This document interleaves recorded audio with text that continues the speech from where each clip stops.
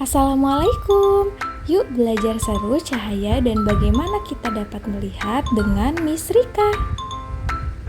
Kalian tahu kan kalau kita bisa melihat karena adanya cahaya loh. Apakah kalian mengetahui sifat-sifat cahaya? Yuk cari tahu. Yang pertama, cahaya merambat lurus. Dari sumbernya, cahaya merambat atau bergerak lurus. Kalian bisa melihat cahaya matahari merambat lurus saat melewati celah-celah kecil seperti gambar di samping ini. Sifat cahaya yang kedua yaitu cahaya dapat dipantulkan. Kita bisa melihat karena cahaya memantul dari benda ke mata kita. Jika tidak ada cahaya, maka tidak ada pantulan yang diterima oleh mata. Ketika kita bercermin, cahaya dari lampu merambat ke cermin. Lalu cahaya tersebut dipantulkan ke mata kita. Akhirnya, kita bisa melihat diri kita serta apa yang ada di belakang kita. Yang ketiga, cahaya dapat menembus benda bening. Cahaya bisa menembus benda bening atau disebut transparan. Oleh karena itu, kita bisa melihat dengan jelas benda-benda tertentu melalui benda-benda transparan. Contohnya seperti kaca. Sebaliknya, cahaya tidak dapat menembus benda gelap, contohnya tembok. Yang keempat, cahaya dapat dibiaskan. Sedotan yang dimasukkan ke dalam gelas yang berisi air terlihat seperti bengkok. Hal ini merupakan contoh dari sifat cahaya dapat dibiaskan. Selanjutnya, yang kelima, sifat cahaya yaitu cahaya dapat diuraikan. Tahukah kalian bahwa cahaya putih merupakan gabungan dari berbagai macam warna? Cahaya matahari merupakan salah satu contoh cahaya putih.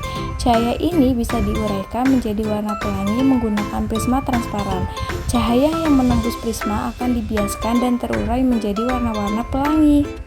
Selanjutnya, kita akan mempelajari bagian mata dan fungsinya. Apakah kalian tahu apa saja bagian dari mata? Yuk kita pelajari bersama. Bagian mata yang terlihat dan fungsinya. Yang pertama ada alis. Alis melindungi mata kita dari air atau keringat agar tidak masuk ke dalam mata. Yang kedua ada lipatan mata. Kulit yang melindungi bagian depan bola mata. Berfungsi juga untuk membasahi bagian depan mata dengan air mata saat mengedip. Yang ketiga ada sklera atau selaput putih. Bagian berwarna putih dan keras pada bola mata. Otot-otot yang membuat mata kita bergerak menempel pada sklera. Berfungsi juga untuk melindungi bagian penting dalam mata. Selanjutnya ada iris. Iris merupakan bagian mata yang berwarna. Berfungsi untuk mengatur jumlah cahaya yang masuk ke mata. Yang kelima ada pupil. Bagian mata di tengah iris merupakan celah tempat masuknya cahaya ke dalam mata. Air bulu mata untuk melindungi mata dari benda asing. Selanjutnya, bagian dalam mata dan fungsinya. Yang pertama, kornea, selaput bening yang melindungi bagian depan mata.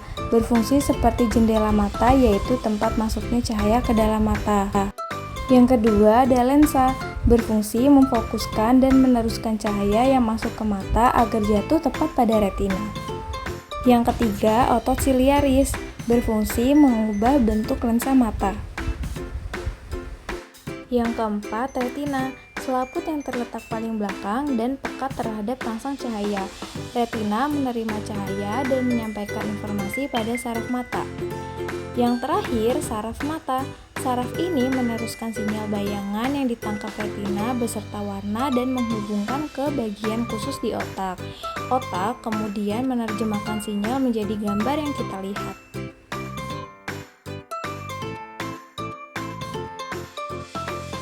Sebagai rasa syukur kita kepada Tuhan, sudah seharusnya kita menjaga kesehatan mata kita loh teman-teman.